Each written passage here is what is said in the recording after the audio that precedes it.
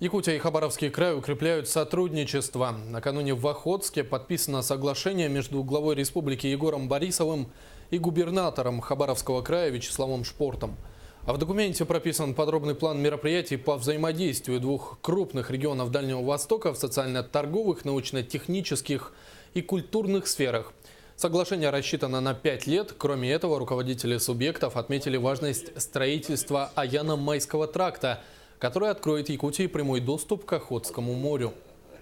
Сегодня особый упор мы, конечно, сделали в взаимоотношении наших якутских восточных районов с севером Хабаровского края. Потому что здесь несметное богатство, которое еще надо исследовать, еще надо рассматривать, потому что мы говорили только про золото в прошлом. Сейчас уже говорим о платине, сейчас уже говорим о нефти и газе, которые находятся на территории этих районов, о которых надо думать, потому что это прекрасный порт может создать в Баяне, это опыт исторический уже показывает, на который надо глаз положить и заниматься, если мы хотим развивать восток страны.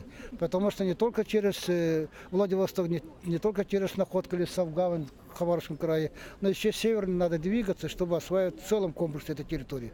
Вот о чем сегодня мы вели с Вячеславом Ивановичем разговор. Также в Охотске состоялся круглый стол двух делегаций. Обсуждались совместные проекты. Например, Якутия может начать поставку продукции лесопереработки в Хабаровский край. Затронули и вопросы экспорта сельскохозяйственных товаров из республики на хабаровские рынки. Одной из ключевых тем встречи стало возобновление и развитие добычи олова на Дальнем Востоке.